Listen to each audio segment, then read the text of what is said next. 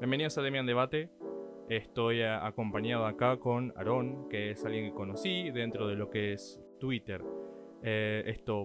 Nació este debate a partir del momento en el cual Alvinch puso un tweet acerca de si el universo estaba vivo o si no, y si a la gente le gustaban las tortugas. Y eventualmente, a mí me gustan las tortugas y también pienso que el universo no está vivo, mientras que Aaron tiene una teoría alternativa a la mía, por supuesto, ¿no? La contraparte. Así que nada, solamente digamos por diversión y porque nada, nos gusta mucho a los dos debatir, vamos a iniciar este debate y vamos a ver nuestros puntos a favor y en contra, por supuesto. Y esperemos nada, que sea fructífero para los dos, que podamos sacar algo bueno los dos, digamos, de todo esto. Y que si se da el caso, quizás hasta que podamos llegar a un acuerdo, no sé, estamos de acuerdo en estar en desacuerdo, por lo menos. ¿Viste? Una onda así. ¿Qué te parece, Aaron? Primero que todo, he de decir que yo prefiero más a los gatos que a las tortugas. Sí. Perfecto. Y segundo, estoy bastante de acuerdo con todo. No sé si me atrevería a decir teoría, porque creo que Bien. con lo simple que por lo menos que fue todo, lo llamaría en todo caso hipótesis o una contrapartida a un argumento inicial. Claro. También cabe recalcar de que fui al gym, estuve en un parcial, entonces estuve así muy complicado y estoy con bastante sueño. Entonces muy probablemente sea, a la hora de hablar sea muy somero y no me dé a entender muy bien. Así Sí. que disculpa. Bueno, igual yo también no estoy tan afilado como siempre, ¿me entendés? O sea, a ver, usualmente para un debate así, usualmente las personas se preparan, estudian un poco el tema, ¿me entendés? Yo no tuve tiempo de hacer nada de eso. Estoy así con lo justo. Y nada, también tengo un hambre tremenda, así que eso también me puede llegar a influir y mellar en mi capacidad de poder, no sé, qué sé yo, ¿me entendés? Hacer un buen argumento al respecto. Pero me imaginamos que, o sea, sí, me gusta mucho más la idea de una charla que de un debate, que vos puedas poner tus ideas y yo puedas poner las mías y ver qué tan, o sea, no te diría, digamos, qué tanta razón tenga cada uno, ¿me entendés? Porque eso es secundario. Sino, digamos, qué sé yo, al menos podemos comprender el punto de vista del otro. Creo que eso es quizá lo más fundamental, ¿no? Sí, entiendo y estoy bastante de acuerdo. Yo aviso que yo tampoco me preparé mucho, o sea, tengo muchas nociones en cuanto a todo. Yo también estoy a finales y tampoco he tenido tiempo ni ganas siquiera. Así que sí, también veo más idóneo que sea más como una charla que como algo así muy preparado y formal. Sí. Perfecto, entonces. Bueno, no sé si vos querés comenzar o lanzamos una moneda a ver quién empieza. Pero si querés, o sea, yo te cedo la palabra a vos. O sea, si puedes explicar, digamos, en qué puntos base se estarían, digamos, estableciendo, bueno, tu hipótesis, ¿no? En este caso, ¿por qué pensarías que el universo, digamos, está vivo? ¿Qué es lo que vos pensás, digamos, que da apoyo a esa idea? Cabe recalcar que primero que todo, no es que como tal yo piense que el universo está vivo, o sea, no es que yo esté llevándote la contraria totalmente, porque mi intención no es dar la contraria, sino en el tweet que tú pusiste, no lo es, vos tenés, en el tweet que tú pusiste diciendo, todos los que piensen distinto están equivocados, me pareció muy arrogante. Entonces, lo primero que yo quise justamente decir, bueno, al menos a la hora de hacer una afirmación tan arrogante, casi que sí, una afirmación que es muy ambiciosa y muy soberbia, al menos te preparaste lo suficiente, no sé, leyendo a Spinoza, animalistas, panteístas, deístas, y todo este tipo de personas, ¿sabes? No sé, a mí, por ejemplo, me parece un poco arbitrario que yo, no sé, te hable sobre que Dios no existe y no sepa ni cuál es el argumento Calam, ni el principio de causalidad, nada de metafísica o ontología. Entonces, justamente mi punto no era tanto decir de si el universo está vivo o no, sino bajarle un poco a esa arrogancia y decir de que no es algo tan blanco-negro, sino que hay una gradualidad y es mucho más profundo de lo que parece. Claro. O sea, entiendamos, o sea, a ver, yo lo que veo en las redes usualmente es que, por empezar, vemos que lo que uno escribe no se traduce muy bien en términos de tonalidad. Creo que hace falta o estar en persona o hablarlo, digamos, de esta manera, como vos y yo lo estamos hablando ahora, donde podemos escuchar el tono del otro y la forma, digamos, la inflexión vocal en la que se están diciendo las cosas. O sea, a ver, sí, yo pienso, digamos, muy en términos de blanco y negro, todo el tiempo, ¿me entendés? O sea, si me conocieras, y todo el mundo que me conoce es básicamente de la misma manera, yo suelo pensar todo en blanco y negro, todo muy binario, por así decirlo, ¿me entendés? Muy dualidad, bien, mal, blanco, negro, luz y oscuridad, todo es, al menos para mí es así, y quizás, o sea, es porque a mí me cuesta bastante poder entender lo que son los grises en el medio, pero entiendo que existen, por supuesto, ¿me entendés? Es decir, para mí, o sea, una persona está en lo correcto o está equivocada, siempre supuestamente, ¿me entendés? Si muchas personas están de acuerdo en que posiblemente, vamos, hay evidencia de que esa persona está equivocada o hay evidencia de que esa persona está en lo correcto. Creo que es más que nada eso, creo que es cuestión de verificar para mí, o sea, comprobar, digamos, que lo que estás diciendo es real o no es real, y si no, bueno, será un experimento mental, pero nada más. Pero sí, o sea, creo que yo suelo ser bastante tajante también en Twitter, ¿me entendés? Y eso también te lo voy a reconocer, me juega totalmente en contra, ¿me entendés? Porque bueno, es Twitter, ¿me entendés? O sea, no hay forma, ¿me entendés?, de hablar bien con la gente en ese lugar, aparentemente. Es terrible. Pero más allá de eso, sí, o sea, sueno todo, a ver, especialmente por chat y por tipo así, por cualquier tipo de lectura así, donde yo no esté presente, suelo sonar bastante arrogante y bastante pedante, incluso condescendiente. Me lo han dicho muchas veces, pero no es porque yo no porque yo me sienta de esa manera, sino porque para mí las cosas suelen ser bastante claras en ese término, ¿me entendés? Blanco y negro. No es porque, no sé, yo pienso que estoy en lo correcto, sino que para mí las cosas son bastante binarias. O estás en lo correcto o no hay puntos medios para mí, ¿me entendés? Creo que explico un poco más acerca de mi psique en ese sentido. Sí, claro, pero primero varias cosas en cuanto a lo más emocional, en cuanto más al postulante que la postura, más, ¿sabes?, un poco más afectivo. Yo en cuanto a los tonos, yo he de avisar que yo tengo síndrome de Asperger o autismo de alto funcionamiento de grado 1. Yo también. Ah, sí, fue. Ah, ¿en serio? Posta, sí, te juro, yo tengo lo mismo, o sea, a mí me recuesta un montón de cosas en ese sentido, tengo lo mismo. Sí. Sí, o sea, a ver, ¿cómo te digo? A mí me cuesta muchísimo relacionarme con las demás personas, entender a qué se refieren, o sea, entender cosas que para las personas es completamente normal, ¿viste? Entender de las relaciones sociales, a mí me súper cuesta. No sé cómo expresarme en determinadas ocasiones y más. A veces mi lengua me mete en aprietos porque a veces digo cosas demasiado tajantes y los demás no reaccionan bien o no reaccionan como yo esperaba y nada, o sea, sale mal la interacción social. Para mí es mucho, para mí es como una interacción social, es como una ecuación, ¿me entendés? O sea, hay cosas que salen bien, o sea, hay distintas variables y tienen que salir de determinado momento para poder tener una interacción social exitosa. No sé si a vos te pasa lo mismo, o sea, sé que las personas tienen reaccionan de forma distinta al síndrome, ¿me entendés? Es impresionante, hay mucha variedad también en ese sentido. Sí, de hecho podríamos después, una vez igual zanjemos el, entre comillas, debate o lo que sea, podemos hablar más al respecto. Después de decir esto, tipo, tú tenés autismo, pero tenés síndrome de Asperger, tenés autismo ya más grave, tipo de nivel 2 o de nivel 3, que es el máximo. Y estás tipo, ¿sabes? ¿Te hicieron un diagnóstico?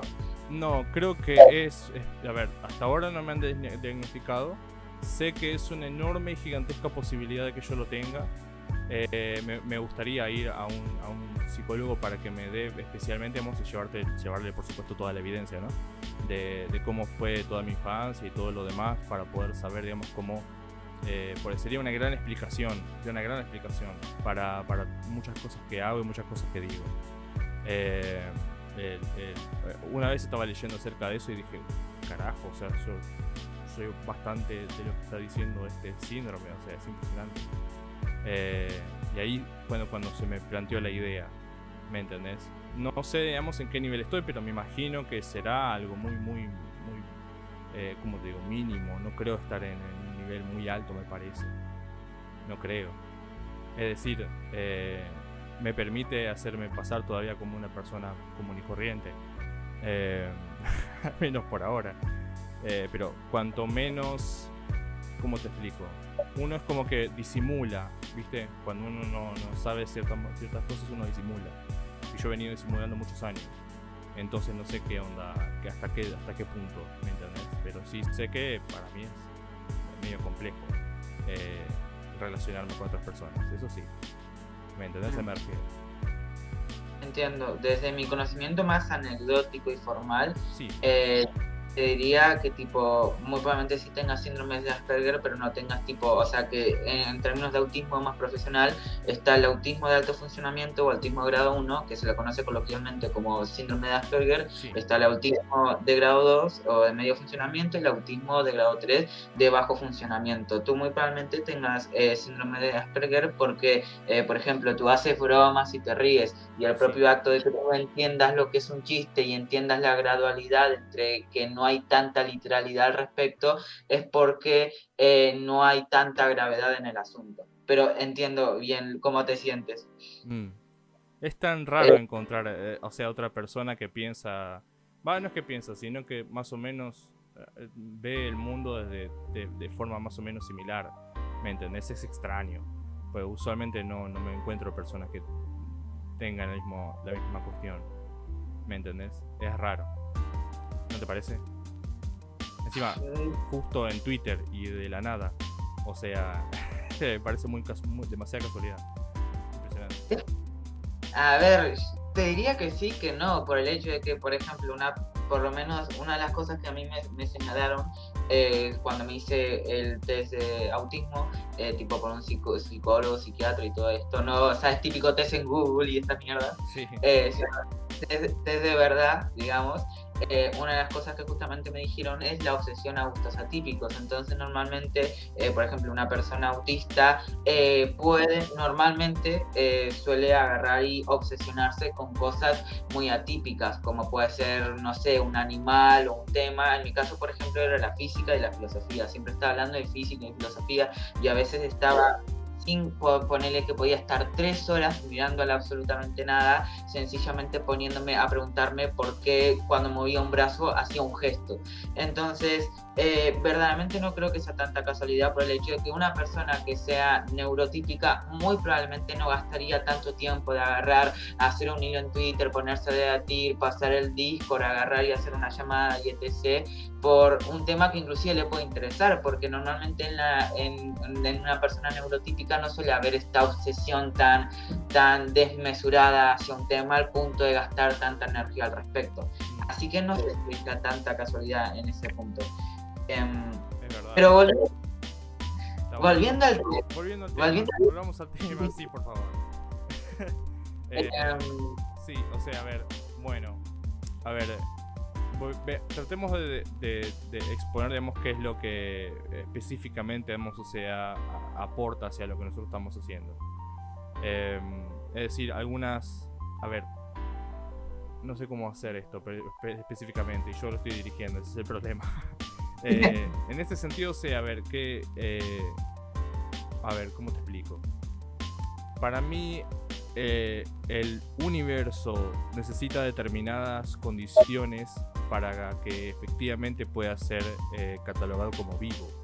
Y hasta que esas condiciones no estén dadas o no sean probadas o la investigación al respecto no avance, para mí esas condiciones, mientras que no sean dadas, para mí permanece como una realidad que no está vivo.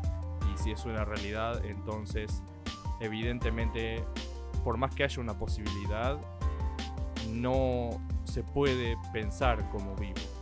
¿Me entendés? Esa es mi postura.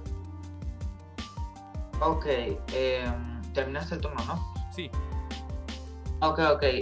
Yo creo que considero de que hay un problema con esa postura, y es primero, por ejemplo, en el caso de la presunción de inocencia, Sí. si yo agarro y te digo, tú eres un violador,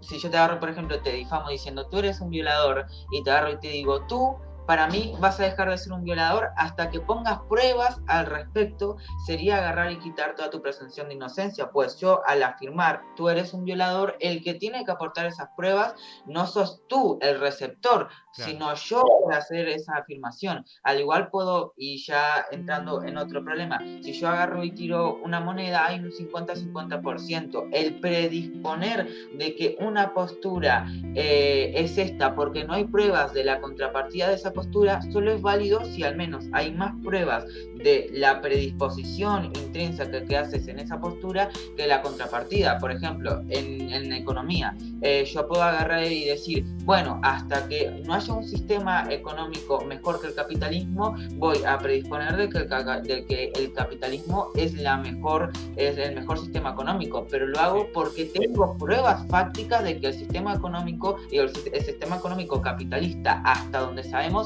es lo mejor, fácticamente hablando, en base a estadísticas. Ahora, ¿cuál es el problema? Que tú no tienes esas estadísticas. Tú estás diciendo, desde mi punto de vista, por lo menos desde lo que dijiste, no digo de que tú no tengas pruebas, sino de que no las verbalizaste. Tú estás diciendo sin pruebas, sin ningún tipo, bueno, pruebas, verdaderamente argumentos, porque no considero que se pueda poner pruebas en ese aspecto, pero eso ya es algo más para otro punto. Sin argumentos, tú estás diciendo sin argumentos de que el universo no está vivo, y estás diciendo, ¿cómo es? Estás diciendo el universo no está vivo hasta que alguien demuestre lo contrario, sin tú siquiera haber demostrado por qué está vivo. Entonces tú no estás demostrando el a favor de la tesis, y ya estás diciendo que esa tesis tiene que ser así porque no hay un argumento en contra de la antitesis, y eso desde mi punto de vista es ilógico. Y en este caso la tesis sería que el universo está vivo o que no está vivo. Perdón, me perdí en la mitad. Sí, yo también estoy bastante cansado. La tesis es justamente que el universo no está vivo. Claro. Yo debería aportar pruebas de que el universo no está vivo antes de acusar a la antítesis de ser falsa. Exacto, o sea, ¿cómo decirlo? Tú no puedes agarrar y decir el universo no está vivo hasta que se muestre lo contrario si tú no aportaste pruebas del por qué, porque si no es sencillamente entre izquierda y derecha elijo derecha, porque sí. ¿Entendés? No, si ni siquiera se forjó una hipótesis del por qué, no tiene sentido buscar un por qué no. Bueno, puedo estar completamente de acuerdo en que actualmente, no tengo pruebas de que no está vivo. Tendría que estar, digamos, en una, ¿cómo te digo? Tener un conocimiento objetivo del universo entero para poder decir que no está vivo, que sí está vivo. Es decir, es como, a ver, te explico. Este canal, Demian Debate, empezó como un canal, ¿cómo te digo? Para debatir cuestiones religiosas principalmente. Demian Debate se encargaba principalmente de eso, y tomaba un tema y a partir de ahí lo desglosaba para poder analizarlo. Y uno de esos temas que yo iba a hacer en algún momento pero que no hice era, el Dios de los huecos, y también, el hecho, de que no se puede decir que Dios no existe, por ejemplo, que Dios sí existe. No se puede decir ninguna de ambas, porque, o sea, para saber todo lo que existe, para saber todo lo que no existe, vos deberías saber lo que existe. Entonces, y también, por supuesto, al revés, ¿no? Digamos, para saber todo lo que existe, deberías saber todo lo que no existe. Y no hay forma de saber eso, porque el universo es demasiado grande. No sabemos si Dios existe o si no existe, porque es más grande que el universo. Pero, es decir, es una frase, ¿cómo te digo? Bastante desafortunada, que se utiliza todo el tiempo para desmentir a Dios. Dios no existe. Bueno, no puedes decir eso sin pruebas de que no existe. Podría existir y no ser como nosotros lo pensamos, por ejemplo. Podría existir y ser incognoscible, como lo apuntan muchos filósofos. O podría existir y simplemente, no sé, haber desaparecido después de crearnos, lo que sea. O podría existir y no ser Dios lo que nos creó. En fin, más allá de todo eso, hay una enorme cantidad de cuestiones que uno no puede probar, al menos por ahora.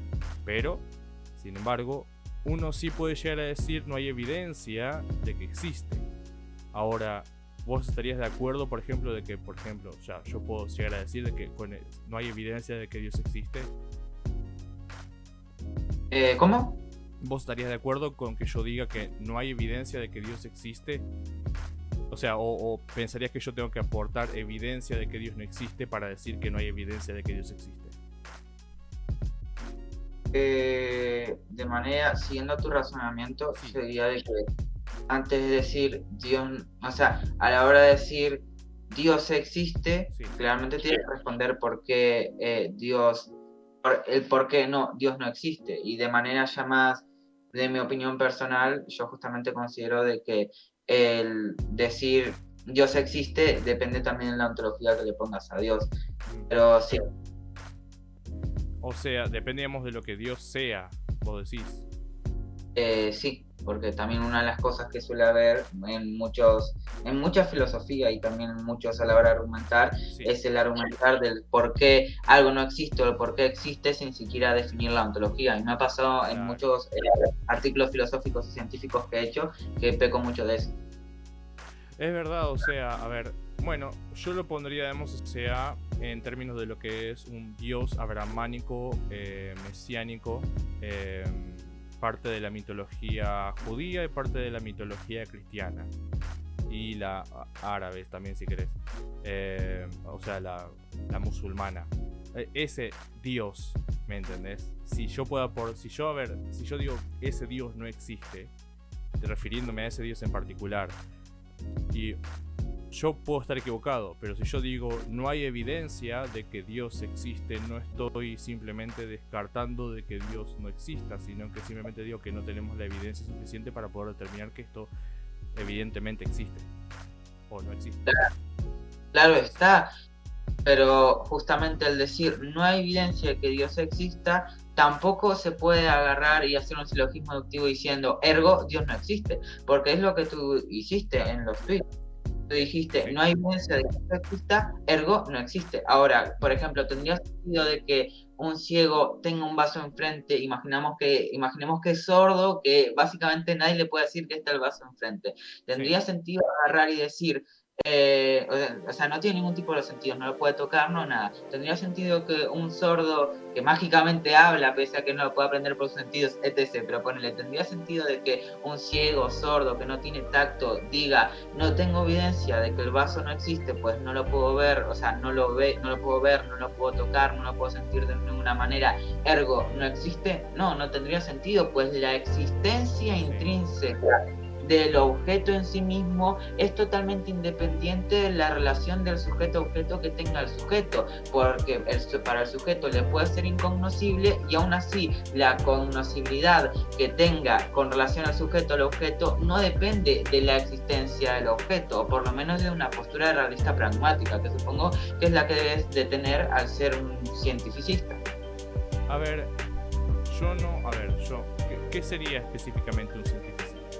¿Puedes explicarnos a mí y a la audiencia específicamente a qué te referís con eso? Ok, hay dos tipos de cientificistas, o sea, tienen un significado, digamos, loable y un significado despectivo. Sí. El significado despectivo se le puede usar para una persona que básicamente agarra y dice, todo es la ciencia, ¿cómo decirlo? Esto tiene razón porque es ciencia, la relatividad general es verdadera porque es ciencia, lo dice la ciencia.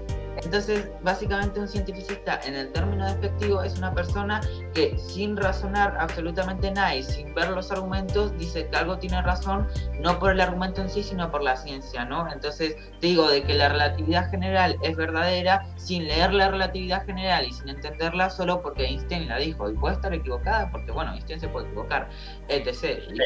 Y después está el significado más, digamos, loable, más formal, que es básicamente una persona que es científica, o sea, que se basa en la ciencia o que, sí, básicamente ve la ciencia como verdad. Tiene una postura que se basa en la ciencia, el método inductivo, el método fáctico, etc. Básicamente un científico. Entonces, es pues, un cientificista en términos despectivos, que es el fanático que admira al científico, o puede ser un cientificista en términos formal, que sería ese mismo científico. ¿Pero vos crees que hace falta, o sea, ser un científico para poder otorgar o sea, aportar algún tipo de conocimiento científico a una cuestión específica, sin ser un fanático, sin caer en ese cientificismo? Es decir, si yo te digo, o sea, por ejemplo, no sé, con este tema, por ejemplo, de las vacunas, ¿me entendés? Hay mucha controversia alrededor de las vacunas.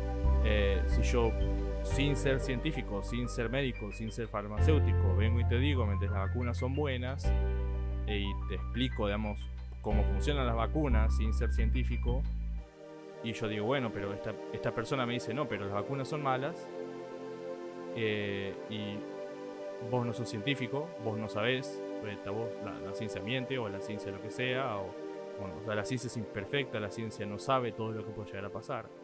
Entonces desestima todo el argumento en base al hecho de que yo personalmente no soy científico.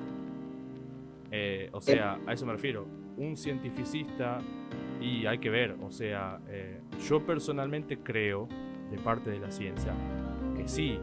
A ver, esta es la cuestión. La ciencia está dirigida por seres humanos, bien, y no es perfecta. La ciencia comete muchos errores todo el tiempo, hay muchas cosas que ignora. La comunidad científica tiene muchas limitaciones, principalmente económicas. También hay limitaciones culturales, limitaciones políticas, limitaciones del mercado. Hay una enorme cantidad de cuestiones que dificultan el avance de lo que sería una ciencia pura, ¿no? Pero aún así, de todas las posibilidades que nosotros tenemos como seres humanos, tan imperfectos y defectuosos que somos, para poder determinar qué es lo real, qué es lo no real, cómo funciona este universo y cómo funciona todo, la ciencia es nuestra mejor apuesta. Y ¿por qué, digamos, eso, digamos, de poner tu esperanza, podría llegar a decirlo, mal y bien así, a lo bruto diría, tu esperanza o tu confianza en la comunidad científica, siendo, digamos, que es el mejor filtro que tenemos hasta ahora de conocimiento, no el único, pero sí el mejor? ¿Me entendés a eso me refiero? O sea, es como no entendemos por qué eso sería en alguna forma, cómo eso daría a luz un pensamiento defectuoso. O sea, yo lo que pongo es muy simple, o sea, no hay forma en la que se pueda probar actualmente si el universo está vivo o no está vivo. Bien, perfecto. Hasta ahí llega la cuestión, o sea, necesito evidencia de que existe o no existe. Pero más que yo me refiero a toda una comunidad científica, necesitaría evidencia de que el universo existe, me refiero a que está vivo o no está vivo. Para poder tener una teoría al respecto, poder experimentar con ello y que sea irrefutable, al menos por ahora, hasta que aparezca una mejor teoría. Entonces, yo no creo estar diciendo algo que fuera tan, ¿me entendés?, difícil de entender. Sí entiendo que al principio puede llegar a decir, que bueno, lo puse medio axiomático a la cuestión, ¿me entendés?, medio dogmático, como no está vivo, listo, ya está, se perdió, pero después lo corregí en los siguientes tweets. Dije, bueno, si lo querés poner así, no hay evidencia de que esté vivo. Entonces, hasta ahí llega y los científicos dicen eso todo el tiempo. ¿Me entendés? Pues saben específicamente, ellos saben mucho mejor que yo qué es lo que hay evidencia y qué es lo que no hay evidencia de tal o cual fenómeno. Entonces, no hay evidencia de que esté vivo, por lo tanto, hasta ahora la narrativa más, más aceptada dentro de la comunidad científica es que no lo está. Y no está mal decir que no lo está, por más que la posibilidad de que lo esté ahí. Tal vez dentro de 1000 años podamos descubrir que, bueno, sí, wow, el universo era un organismo vivo, era algo que estaba vivo, que no sé, que te diría, yo soy muy fan de lo tipo de lo Lovecraftiano y lo tipo de ciencia ficción, y me encantaría que estuviera vivo, ¿me entendés? Y que no sé, nosotros seamos solamente una pequeña parte de eso. Sería genial, pues es lindo pensarlo de esa manera, pero no hay, hasta ahora digamos es ficción. Hasta el día en el que se convierta en ciencia real, bueno, no sé, hasta ese día la gente que diga digamos, que el universo está vivo, que piense de esa manera, no te digo que vos lo pienses, pero digamos que vea de esa manera la cuestión y para mí, o sea, está, no sé, no te digo, bueno, sí, equivocada, o sea, es así de simple, hasta que haya una teoría que supera, por supuesto, la que tenemos actualmente, y no la hay, por eso es lo que digo. Ok, tengo varios puntos que acotar. Sí.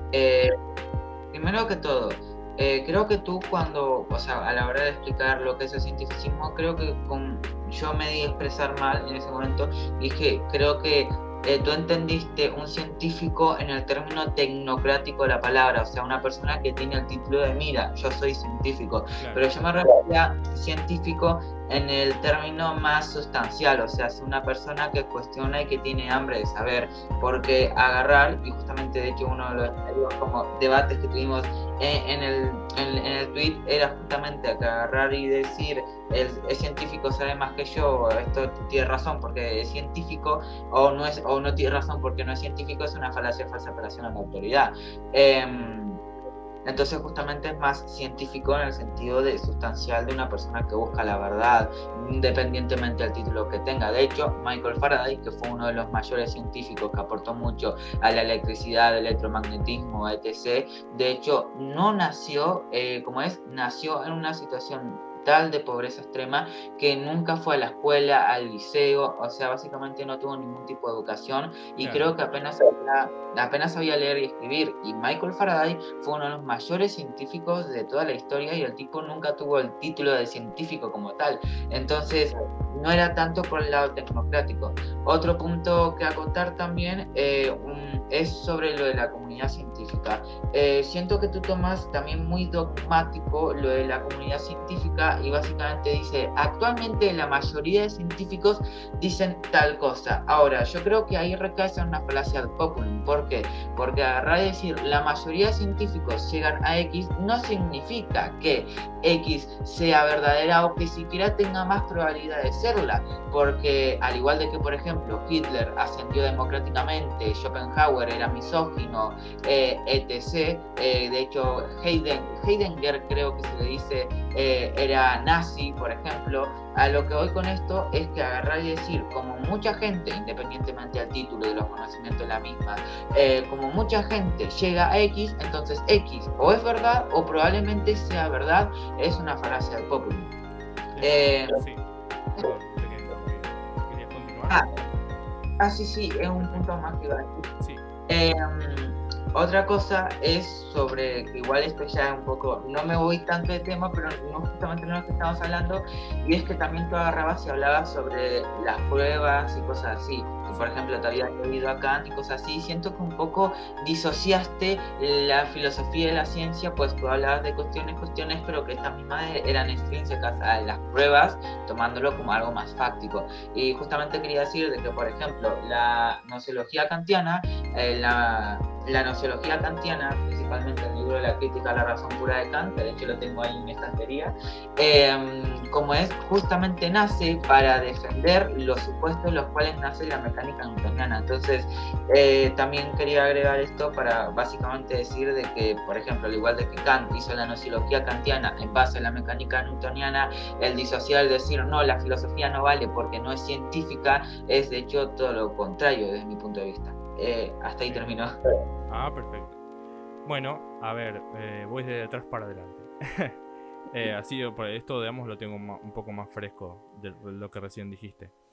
Veamos, a ver, yo no estoy desmereciendo el trabajo de filósofos a lo largo de la historia. Creo que aporta una enorme cantidad de cuestión en términos de lo que es preguntarse y abrir el debate para un montón de cosas. Esa parte la entiendo así, pero a ver, es como, para mí, o sea, ese aporte es similar al aporte, por ejemplo, que hacen escritores de ciencia ficción.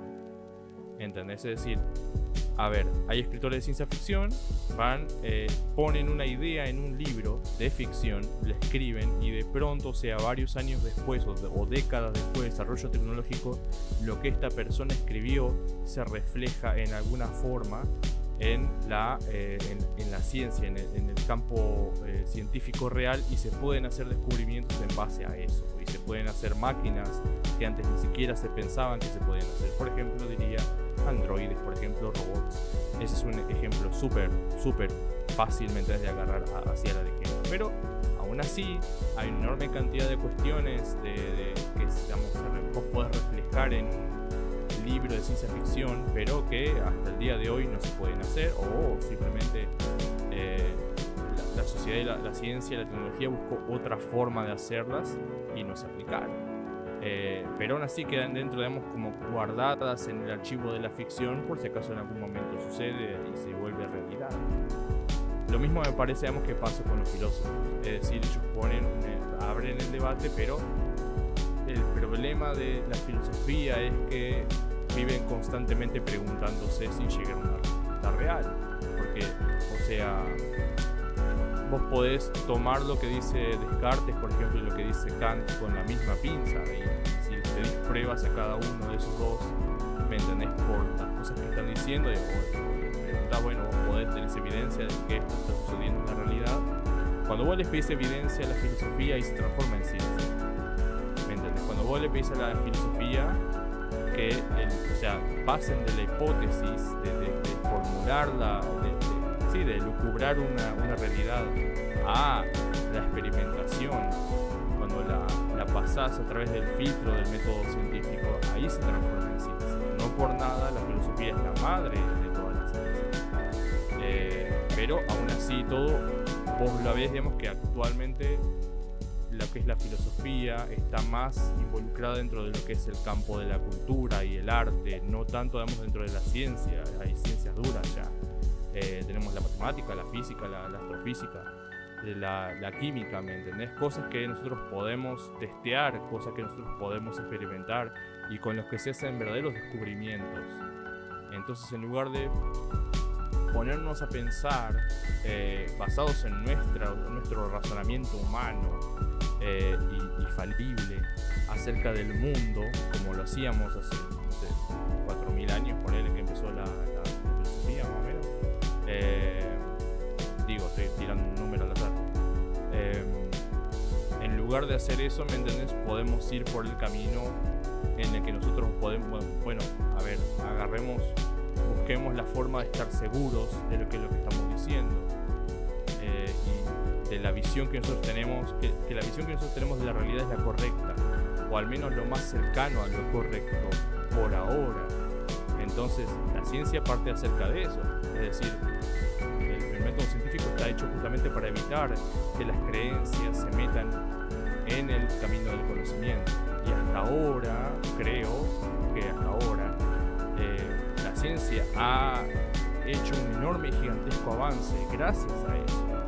El hecho de que podamos, de hecho, esta misma conversación está posibilitada por la ciencia, por personas que se pusieron a experimentar y que lograron resultados, porque el internet, el hecho de que vos te puedas comunicar conmigo y que estemos, no sé a cuántos cientos de kilómetros de distancia, sino miles, para mí, digamos, es un logro científico basado justamente en el motor duro de la ciencia y de su avance actual. Entonces, más allá de eso, sí, o sea, yo puedo llegar a decir, a ver, sus resultados son reales, son palpables, son materiales, yo puedo tocar mi computadora, ¿me entendés? Y estar al tanto de que esto fue construido basado en ingenieros y en personas que realmente entendían la cuestión de cómo hacer funcionar, no sé, una placa de transistores hace como 50 años. Entonces, yo puedo llegar a entender esa cuestión, y para mí eso es mucho más factible que cualquier, ¿me entendés?, vuelo de filosofía posible. Pero concuerdo, por supuesto, en que la filosofía es como te digo, es una especie de patio de juegos para la imaginación y para el razonamiento. Esa parte es fantástica, pero no son científicos, ¿me entendés? Por más que algunos lo sean, en excepciones. Igualmente, o sea, para poder hacer cualquier carrera. Bueno, yo hice, por ejemplo, la carrera de Filosofía y Letras hace algunos años. Y también por eso, o sea, conozco a muchos de estos autores que vos nombrás. No me los he leído todos, pues yo elegí otra carrera después. Pero sí te puedo asegurar que conozco el laburo, el trabajo de estas personas. Y personalmente, o sea, más que nada, o sea, yo tengo también libros similares también de ciencia. Y entiendo el aporte, pero sé que a Descartes, por ejemplo, si vos le pedís pruebas de lo que el chabón decía, probablemente, qué sé yo, no hubiera podido darte pruebas de que alguien estaba engañando, que el universo podría no ser real a su alrededor. ¿Cómo sabes vos? ¿Me entendés? ¿Cómo se lo probás a otra persona? A eso me refiero, es como si le pedís pruebas a alguno de estos filósofos de lo que dicen, bueno, probablemente ninguno puede hacer eso, ¿me entendés? O solamente unos cuantos que, no sé, filosofen acerca de la sociedad, tal vez, ahí sí, tal vez, porque bueno, la sociedad es un entramado todavía más complejo, me diría yo. Más allá de eso, o sea, cuando yo apelo, ahora voy a otro punto que dijiste, cuando yo apelo a la comunidad científica, no me refiero específicamente a un montón de personas. Vos dijiste, bueno, o sea, es una falacia ad populum. Yo entiendo que una falacia ad populum es cuando, por ejemplo, no sé, yo digo, diría, no sé, todos los hinchas de mi equipo de fútbol están de acuerdo conmigo, entonces yo tengo razón, ¿me entendés? Y es como, bueno, esa es otra cosa. Es como son hinchas de fútbol X. Yo lo suelto así y por número de votos yo gano, supuestamente, el debate. Y no funciona así. Evidentemente es una falacia. Pero cuando yo me refiero a la palabra, al consenso científico, al conocimiento científico y al consenso de una comunidad de científicos, me refiero al consenso difícil de lograr entre muchas personas que comparten un conocimiento similar acerca de una materia. Usualmente son expertos en la materia. Y eso es distinto de decir, bueno, no sé, un montón de vecinas de mi barrio piensan igual, entonces yo tengo razón. No, estamos hablando de personas que están estudiando acerca de este tema y que están haciendo descubrimientos sobre este tema, descubrimientos reales sobre este tema, que están ganando conocimiento todo el tiempo, que están experimentando y que se están refutando los unos a los otros todo el tiempo. Y para mí eso es quizás lo más factible de todo, no me refiero a más factible, sino lo más, ¿cómo explico? Lo más positivo, lo que le agrega más credibilidad a esa institución, la institución científica, es justamente el hecho de que ellos hacen un descubrimiento y enseguida se empiezan a refutar, enseguida empiezan a buscar puntos débiles, enseguida empiezan a buscar fallas de razonamiento, enseguida empiezan a hacer otra máquina para probar otro fenómeno y que ese fenómeno, o sea, a ver, ¿cómo te digo? Si vos probás no sé, la explosión de quarks, por ejemplo, que no sé, se explotan entre sí, una onda así. Van y lo prueban en una máquina. Bueno, viene otra persona de otro país y te hace otra máquina y te dice, porque yo no confío en tu máquina, me voy a hacer la mía y voy a hacer el mismo experimento. Y si sale bien, entonces tenías razón. Si sale mal, no. Y listo. Y lo prueban todo el tiempo de esa manera. Y para mí el hecho, digamos, de que tengan esa precaución constante acerca del conocimiento, eso es lo que les da credibilidad. Cosa que no se puede hacer entre personas que tienen creencias y que tienen filosofías y que tienen opiniones. Porque cualquiera puede tener una opinión, cualquiera puede tener una creencia. Si yo te digo que no creo lo mismo, listo, se termina ahí, no necesito refutarte nada. Porque yo creo distinto y listo, ya está. O sea, es tan simple como eso. No hay ningún tipo de sistema de comprobabilidad. No lo hay, no te puedo refutar. Porque vos pensás distinto y yo pienso de una manera, vos pensás de otra. Y ya está, ¿me entendés? Pero si yo te pido pruebas de lo que estás diciendo, ahí es otra la cuestión. Ahí es otra la dinámica del conocimiento, de cómo llegamos a lo que es real. Es posible que ninguno de los dos también es posible, digamos, que ninguno de los dos esté en lo correcto técnicamente. A ver, yo tuve esta conversación acerca de si el universo está vivo o no está vivo con otra persona a la que le planteé lo mismo.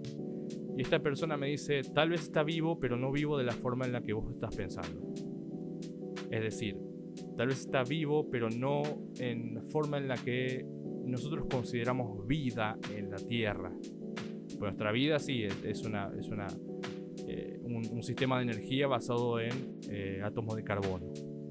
Eso es nuestra vida, y es la vida que nosotros conocemos. Pero ¿qué otras formas de vida pudieron haber evolucionado que no sean así? Que no estén basadas en ese elemento. ¿Cómo sabes vos? Entonces tenés que redefinir la vida de nuevo. Y esa es la cuestión de la ciencia. Hasta que no encontremos vida nueva, la vida va a estar hecha de carbono. Así de simple. Hasta que por supuesto haya nueva evidencia. O sea, por eso digo también que no es una falsa apelación a la autoridad. No creo que lo sea por el hecho de que, ya te había pasado, digamos, o sea, ese extracto, digamos, de lo que es una falsa apelación a la autoridad. Y dice específicamente que no puede ser utilizada para desestimar la opinión de expertos en la materia ni de la comunidad científica. Así que, en ese sentido, o sea, creo que es justamente, digamos, por qué lo estoy diciendo. La comunidad científica es el método que nosotros tenemos para poder saber a ciencia cierta cómo funciona el mundo. Y lo hace a través de la experimentación y la refutación. Y tienen que pasar por todo ese proceso para poder convertirse en teoría.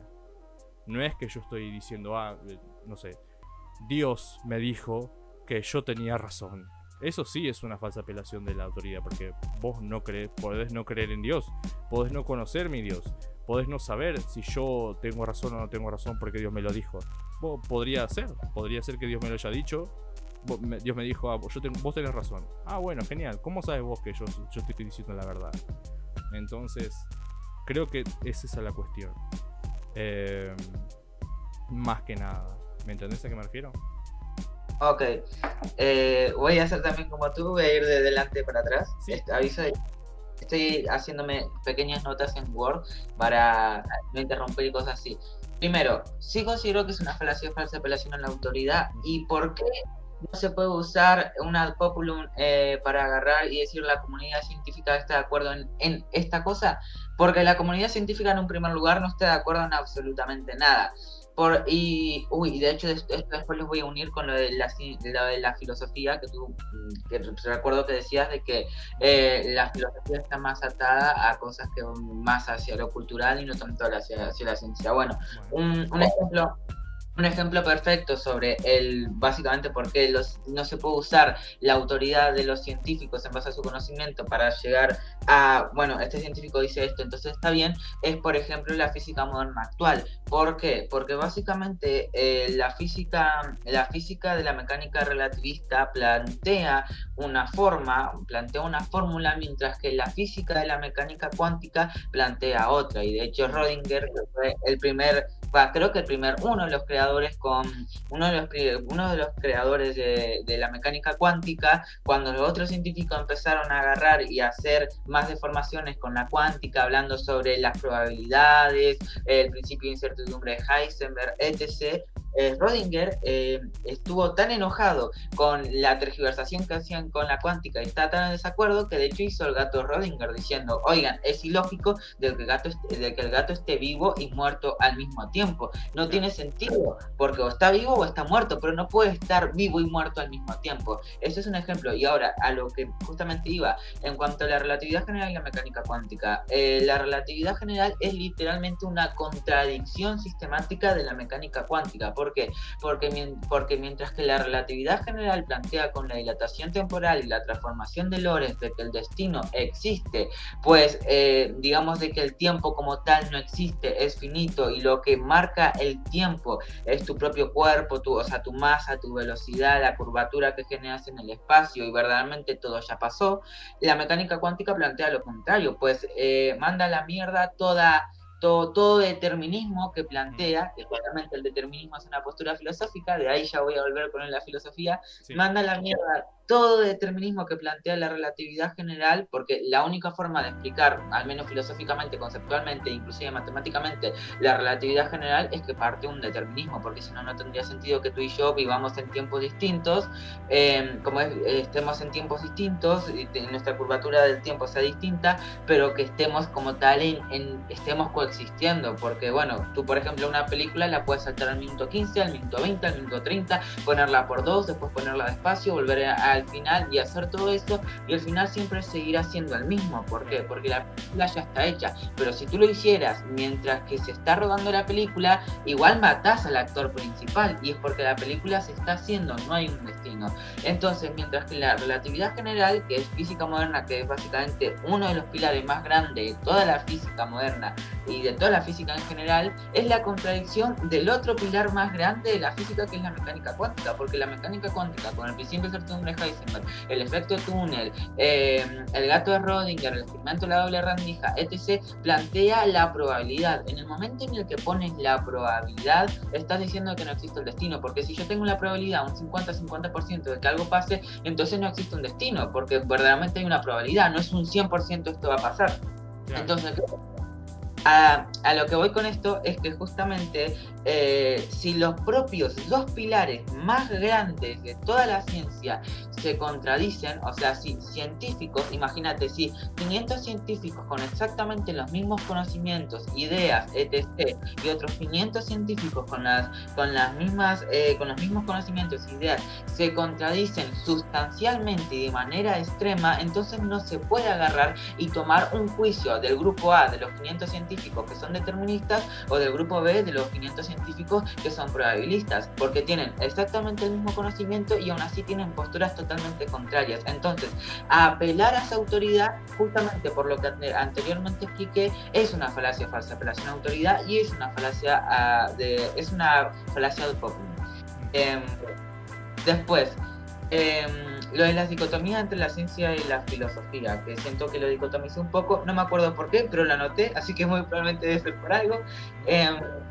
Bueno, sobre eso, bueno, ya un poco como que lo spoileé sobre eso, y bueno, tú decías de que la filosofía actualmente se basa más en la cultura, y yo te diría que no, porque bueno, por ejemplo, el empirismo de Hume, la nociología kantiana y todas estas cosas son cosas que se estudian en la neurociencia, porque Hume estudia mucho los sentidos y las ciencias también los estudian. La dialéctica de Saussure también es algo que se puede comprobar de manera fáctica y etc. Pero ya sobre estas cosas, a modo ya más físico, de física moderna, justamente la relatividad general es prácticamente filosofía justificada con ecuaciones, pero filosofía al fin y al cabo, ya que literalmente resuelve la pregunta de ¿existe un destino? Justamente, por lo que anteriormente expliqué, la mecánica relativista es determinista, o sea, básicamente te lleva a que existe un destino, por lo cual no existe una volitividad como tal.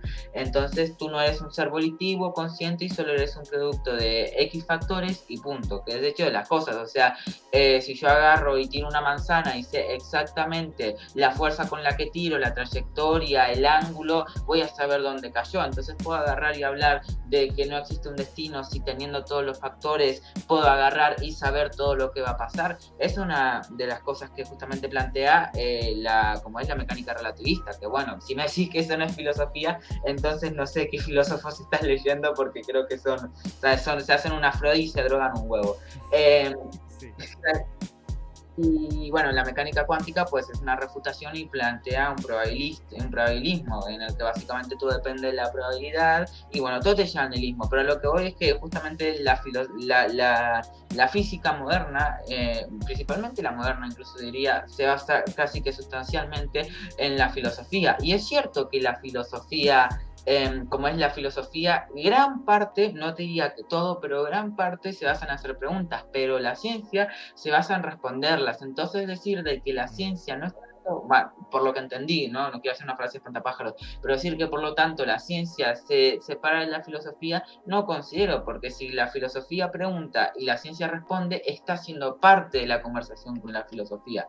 Ahora, otro punto que también hablé era justamente que, apunté, disculpa, estoy medio disléxico, es que los filósofos más o menos como que no tienen evidencia. Y bueno, justamente antes cité a Kant, que literalmente su filosofía se basa en la mecánica newtoniana, que bueno, la mecánica newtoniana es algo que tiene evidencia, y justamente la neumonología kantiana, el límite asintotático del conocimiento, son cosas en las que se basan en evidencias dentro de todo fácticas, ¿no? Exceptuando el noumeno, que no es algo fáctico, pero usa la razón pura de Descartes, ponele. Entonces, por ejemplo, filósofos que tienen así evidencias, te podría citar a Hume, porque bueno, Hume tiene una postura empirista, entonces el empirismo por definición son todas las cosas que tú puedes comprobar, que tú puedes ver de manera, digamos, fáctica. Spinoza, que muchos agarran y dicen, no, ¿qué es Dios? No podemos ver a Dios. Y por ejemplo, Spinoza te diría, sí, estás viendo a Dios, tú eres Dios, yo soy Dios, etc. Saussure, que bueno, Saussure se basa en la dialéctica, en cosas que tú puedes hablar, también Wittgenstein, y cosas así. Hay muchos filósofos en sí. Entonces, mi punto ahora mismo es el hecho de que, uno, los filósofos sí también se basan muchísimo en la ciencia, ya que la propia ciencia contiene muchísima filosofía. Dos, sí se basan en evidencias. Y tres, que justamente, como es, no es desde mi punto de vista, una falacia falsa apelación a la autoridad, una falacia ad populum, por lo que comenté. Y otra cosa, un último extracto, hay un libro que de hecho, ¿puedo poner la cámara? Sí, seguro. A ver, un segundo. Hay un libro que quiero recomendar justamente, que es el libro de, ¿cómo es? El libro de Luciana Martínez, que justamente Luciana Martínez usa el experimento de la doble rendija, que es básicamente un experimento cuántico, como es para agarrar y hablar sobre las dicotomías que hay entre la ciencia, la filosofía, en general las humanidades y las ciencias, y básicamente criticando fervientemente las dicotomías que se hacen y las separaciones extremistas y radicales que se hacen entre las humanidades y las ciencias, y hablando mucho y haciendo una crítica sobre todas estas dicotomías que plantea. Entonces yo diría, no es tanto, apenas me lo leí, sí fui a un evento que hizo sobre física cuántica, pero pese a eso, pues lo quería recomendar porque justamente aporta mucho a este debate que estamos teniendo sobre filosofía y ciencia. Y bueno. Sí. ¿Habías dicho la doble de rendija de quién? De Luciana Martínez. Luciana Martínez, me lo voy a anotar. Perfecto. Ok. Así me lo voy a yo también. Está bien. Finalizo mi turno aquí. Muy bien. Bueno, veamos entonces. Yo no hice ningún tipo de anotación, estoy agarrando todo el voleo. Pero a ver, esta es la cuestión. Yo lo que pienso acerca de esto es lo siguiente, ¿ok? Sí, o sea, es verdad. Es difícil más en las fronteras del conocimiento científico actual, como los tenemos, que la comunidad científica se ponga de acuerdo en determinadas cosas. Pero la pregunta es, ¿por qué no se ponen de acuerdo? Bueno, en este caso particular, primero que estamos hablando de literalmente la frontera del conocimiento humano.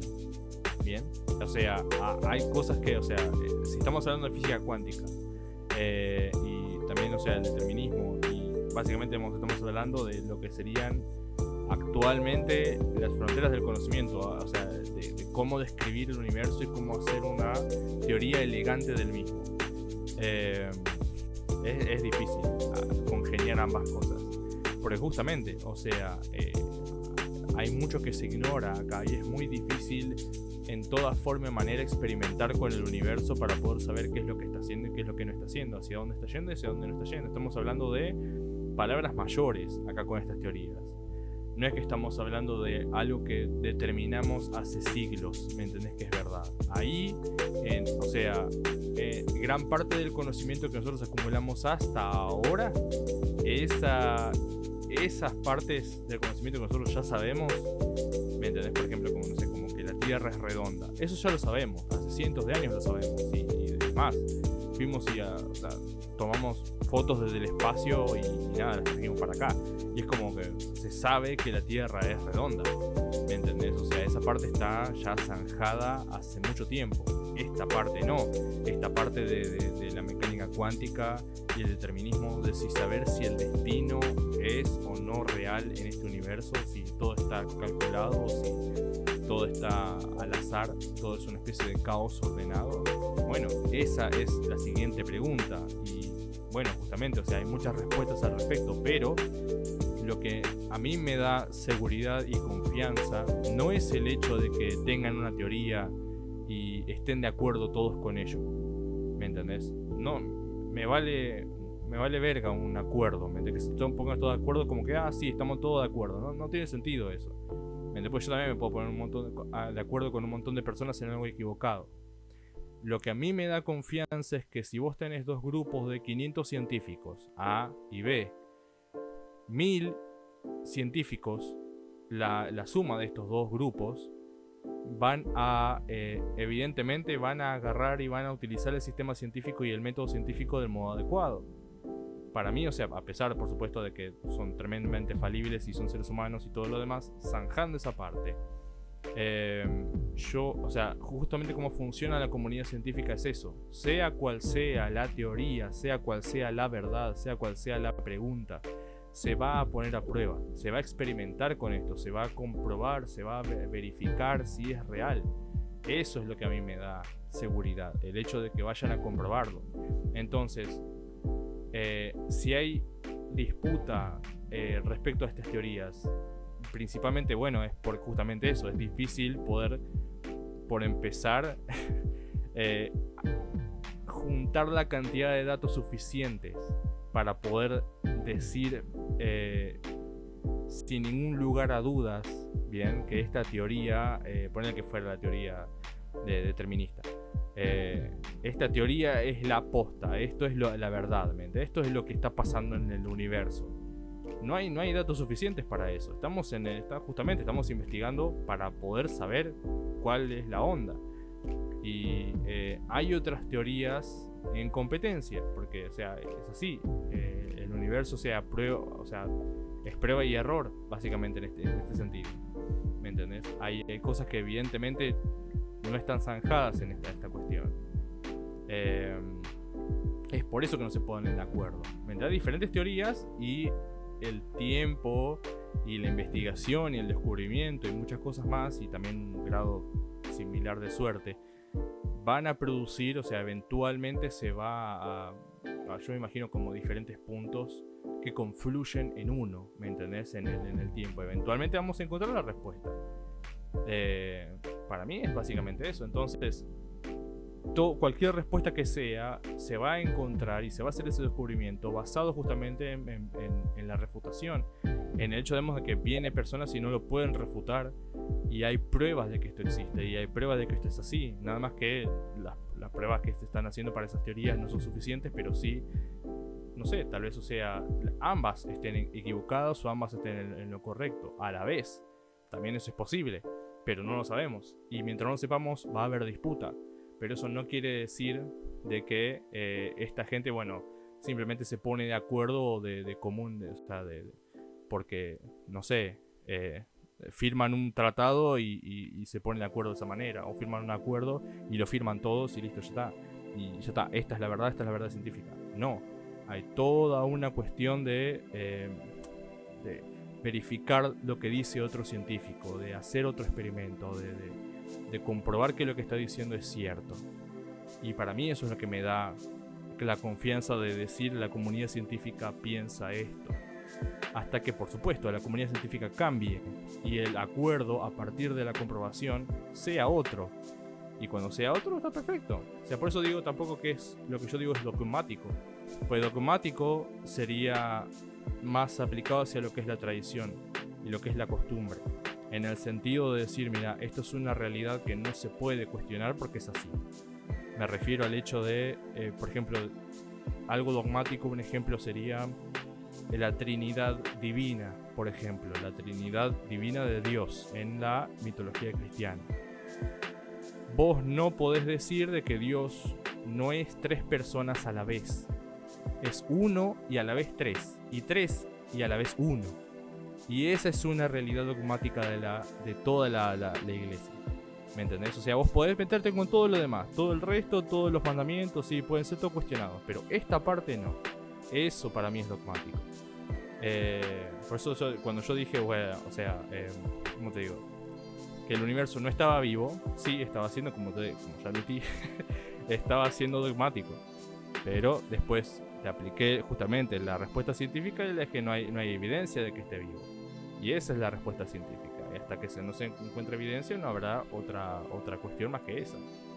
Eh, y eso está basado en el consenso científico al que llegan justamente a través de la comprobación y la refutación de los demás, a través de la verificación del conocimiento del otro. Y para mí eso, tener ese sistema de contabilidad entre ellos es lo que le da credibilidad. Ahora, acerca de lo que dijiste acerca de la dicotomía entre la filosofía y la ciencia. A ver, yo me refería al hecho de que la filosofía está más en el plano social, cultural y artístico. ¿Por qué? Porque si bien, o sea, vos podés en alguna forma, sí tenés una enorme cantidad de ejemplos de científicos que son filósofos y filósofos que son científicos. Pero hay una clara diferencia entre ambas. Vos lo ponés muy bien. Uno hace la pregunta y otro busca la respuesta. Está perfecto eso, sí. Estamos hablando, digamos, de una interdisciplinariedad, básicamente. Es decir, diferentes disciplinas que se juntan y hacen un team-up para poder responder una cuestión. Ahora, ¿cuántas de esas preguntas realmente la ciencia puede responder? Y hasta ahora creo que se está investigando. Y no sé, o sea, el hecho de hacer una pregunta no significa que, a ver, tengas la respuesta. ¿Me entendés? A eso me refiero yo. Es decir, sí, es lo que yo dije en mi tweet. O sea, que para mí es fantástico que hagan todas las preguntas que quiera la filosofía. Pero cuando yo voy a buscar la respuesta la tiene la ciencia. ¿Me entendés? A eso me refería yo en mi tweet. Es como... justamente, o sea... ¿Para qué necesito más preguntas? Es decir, está bueno que sigan preguntándose, que lo hagan, que sigan aportando sus preguntas y que la ciencia trate de responderlas. Pero hay respuestas para una enorme cantidad de preguntas que hace la filosofía ya. Y esas preguntas ya fueron contestadas y las respuestas ya las tenemos a algunas preguntas. Entonces yo me quedo con esas respuestas hasta que se encuentren mejores respuestas. Y a eso me refiero yo, o sea, respecto a la ciencia. Por eso digo, o sea, si bien, o sea, están como si fueran primas, ¿me entendés? Entre disciplinas, como si fueran primas, pero no son lo mismo. Y sí son parte, digamos, de la misma creación de conocimiento. Sin embargo, yo le doy mucha más credibilidad a la ciencia, porque es la que produce las pruebas y es la que tiene ese sistema de contabilidad en la que, bueno, todos tienen que rendir cuentas de las teorías que están exponiendo, ¿no? A eso me refiero. El conocimiento tiene que ser comprobado, tiene que estar verificado. Y ese filtro me parece que es el mejor hasta ahora. No sé, capaz que en algún momento se hace un sistema mejor. Pero hasta ahora este es el que mejor funciona, por así decirlo. Así que eso. ¿Querés agregar algo más? Sí. Lo de... entiendo que, o sea, que básicamente dice de que hay muchas concesiones entre los científicos, pues estamos en la frontera del conocimiento, pues la física moderna y sobre la física cuántica, relatividad general son literalmente las fronteras de los conocimientos. Entonces, por lo que entendí, tu punto es básicamente que no podemos agarrar y usar, o sea, no podemos agarrar y aplicar la lógica, como es la lógica de la autoridad, que es lógico de que en los límites de conocimientos haya discrepancia, entonces que no se puede usar como es cuántas personas están a favor o en contra de algo, pues estamos en las fronteras del conocimiento. No sé si me explico. Eso es lo que quisiste decir, ¿no? A ver, no sé, espera, ¿cómo lo entendiste vos? O sea, que básicamente de que las concesiones y las disputas que hay en los científicos, en por ejemplo la física moderna, son lógicas, pues estamos en el límite del conocimiento. Sí, eso sí. Es decir, o sea, a ver, estamos justamente en el límite de lo que sabemos y lo que no sabemos. Y o sea, van a aparecer una enorme cantidad de teorías sobre las que no estamos de acuerdo porque hay mucho que no sabemos y hay pocos datos que se pueden aportar de cualquiera de esas teorías. Ninguna tiene lo suficiente para poder decir esta es la verdad. Y van a haber discusiones al respecto. Pero hay cosas que evidentemente ya zanjamos. O al menos tenemos una respuesta definitiva. Bien, o más o menos definitiva. Es decir, tenemos suficiente evidencia para determinar determinadas cosas. Y ya está hecha, así que una entre las cuales justamente, como te digo, funciona qué es lo que está vivo y qué es lo que no está vivo. yo me baso en ese estándar científico y en ese consenso científico para poder determinar si el universo está vivo o no está vivo. Justamente antes habías dicho de que parte de la frontera del conocimiento era justamente dictaminar de si el universo está vivo, porque justamente habías dicho que no es algo que nosotros podamos comprobar en principio, porque no tenemos ningún tipo de mapa del universo y los que tenemos son 2% del universo. Entonces, justamente, por lo que había entendido, justamente la tesis de nosotros no podemos, no hay una palabra con cierta, digamos, cierta veracidad de la ciencia. Si hay una disputa, pues estamos en el límite del conocimiento, entonces se puede aplicar la misma lógica teniendo en cuenta si el universo está vivo. Pues si habíamos antes dicho de que ya por sí el cómo funciona el universo es un límite en nuestro conocimiento, el dictaminar algo tan, digamos, audaz como si está vivo o muerto, forma parte de ese límite del conocimiento, pero un gran límite del conocimiento. Entonces, justamente en lo que habíamos dicho de que si hay 500 científicos con la postura A y 500 científicos con la postura B, no podemos fiarnos de ninguno de los dos científicos, y esto pasa porque un límite en el conocimiento, estamos en ese límite en el conocimiento. Entonces, si partimos de eso y que no le podemos hacer entre comillas caso a la comunidad científica producto de esta disputa, y porque aún no hemos podido romper esa barrera, podemos aplicar exactamente la misma lógica con lo de si el universo está vivo o muerto. Entonces, darle credibilidad a la ciencia cuando justamente hay disputas sistemáticas en la misma producto del límite de conocimiento que anteriormente comentaste, creo que no sé si es falaz, pero me parece algo erróneo. Bien. Bueno, a ver, vamos redondeando esto ya en este sentido. Voy a responder, digamos, y ya después te voy a dejar a vos que termines la cuestión y ya me despido con el video. ¿Ok? Ya se está haciendo muy largo. Esta es la cuestión. A ver, lo que yo opino al respecto de esto. Una cosa, bien, para mí es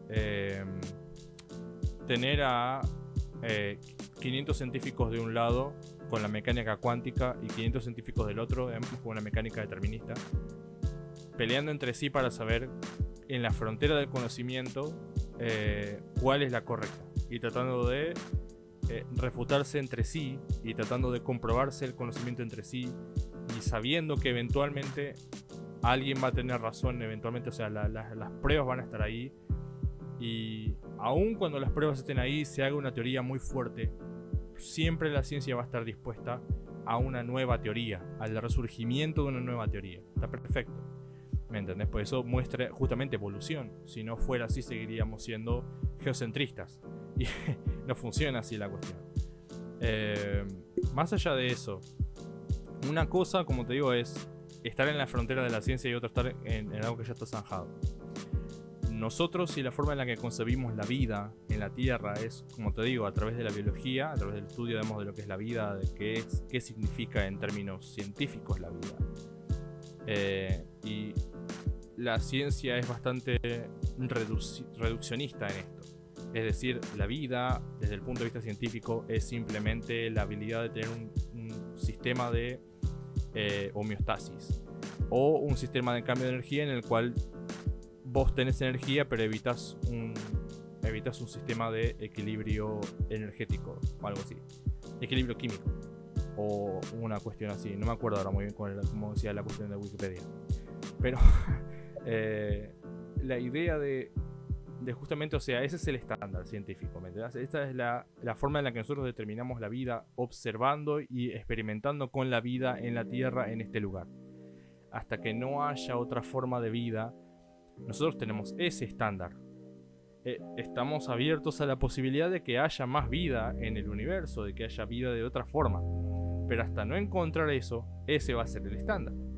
Entonces yo me aferro a ese estándar, al menos por ahora. Cuando la cuestión sea distinta y cuando la experimentación sea distinta y las evidencias sean diferentes y la teoría sea distinta, me aferraré a ese también. Hasta ahora no hay forma de, como vos decís, no hay forma de comprobar si el universo está vivo o no está vivo. Yo estaría dispuesto a ponerlo como una tremenda posibilidad de que tal vez sí está vivo. Pues como vos decís, solamente conocemos el 2% del universo. Es más, te diría, no sabemos cuánto realmente es ese 2%.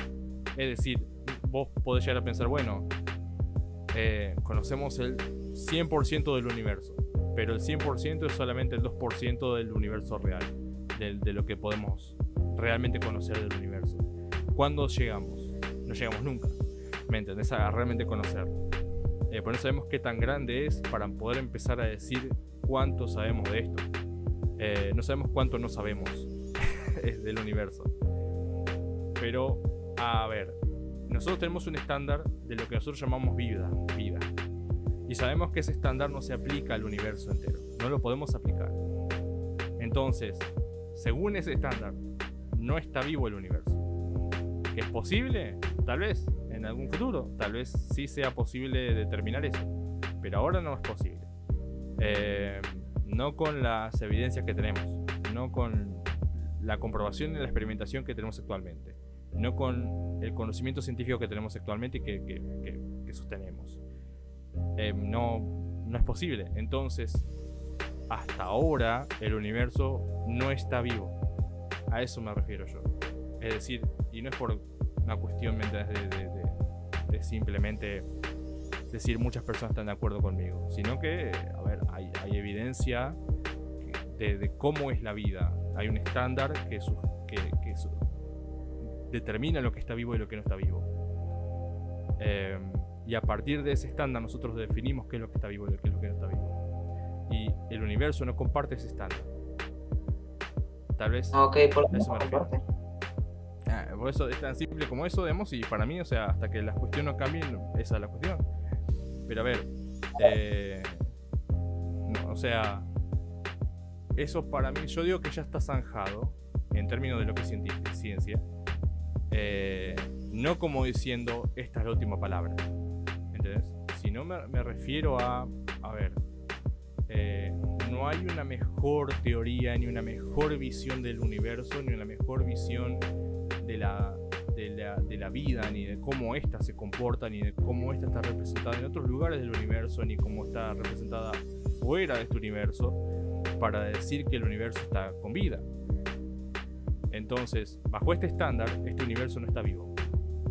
Es eso, pero es toda la evidencia que tenemos actualmente. ¿Me entendés? Es tan simple como eso. O sea, por eso pienso que el universo no está vivo. Y creo que, no sé, cualquier persona, ¿me entendés?, puede llegar a entender esa parte. Y entender básicamente que hay personas que están en lo correcto y están en lo correcto por decirlo. Es tan simple como eso. Es decir, a ver, de vez en cuando se hacen este tipo de relativizaciones culturales, yo lo llamo así. Es decir, cuando estás ante un descubrimiento científico de un tema que ya está zanjado, al menos hasta que haya nueva y revolucionaria evidencia al respecto, y tiene que haber una enorme cantidad de evidencia para justificar un cambio tan grande en el consenso científico. O sea, por ejemplo, esta cuestión, como te explico, del terraplanismo. ¿Ok? La cantidad de evidencia necesaria para poder justificar que la Tierra sea plana debe ser tremendamente más grande que toda la evidencia que tenemos en contra de ese postulado. Es decir, vos tenés que reunir una mayor cantidad de evidencia que en los últimos 400 años de historia humana al respecto. Y tenés que convencer básicamente a astronautas, y tenés que convencer a gente que ha viajado al espacio de que la Tierra es plana. Entonces es enorme el trabajo que se pusieron los terraplanistas en los hombros para poder probar su teoría como correcta. Y claro, por eso tenemos una enorme cantidad de evidencia que prueba justamente lo contrario, que la Tierra es redonda. Entonces esto ya está zanjado hace mucho tiempo y se vuelve otra vez a poner en duda. ¿Me entendés? Como si todos estos 400 años o 500 años de desarrollo y de conocimiento científico fueran echados a la basura en una sola generación. Y es realmente, no sé, enervante, al menos de mi punto de vista, ver que eso funciona de esa manera. Pero es como que, dale, o sea, ¿cuánto más necesitas? ¿Cuánta más evidencia necesitas? no sé, es como... Es complicado, ¿me entendés? Poder poner en duda a toda la comunidad científica, ¿me entendés? Basado justamente en una teoría de ese estilo, y tener que ponerte la responsabilidad de buscar pruebas con desesperación y de hacer un nuevo modelo de cómo es la Tierra para poder justificar una teoría tan loca. Y es que es así de simple. O sea, no entiendo por qué la cuestión cultural se antepone tanto a la cuestión científica. La Tierra es redonda, acéptenlo. Y ya está, están equivocados. No es que están en una posición correcta, una postura distinta o una opinión diferente acerca de la Tierra. La Tierra es redonda y se terminó. Y ya está. O sea, a menos que, claro, tengas una gigantesca prueba totalmente incontrovertible, irrefutable, evidencia de que está plana. Y encontrar eso, al menos ellos han fallado cada vez.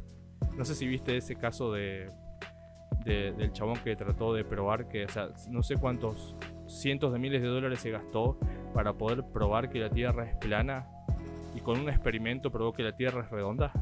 eso fue genial. No era lo de la distancia, y de si era 7 metros era redonda y si era como 3 metros era plana y le salió 7 metros. Creo que fue una así, igual no. Yo lo que me estoy refiriendo es una en la que pusieron una luz. Ok, una luz que va toda recta. Ok, o sea, pusieron dos puntos, A y B, y en el punto A pusieron una luz, y en el punto B pusieron algo, digamos, para poder captar esa luz.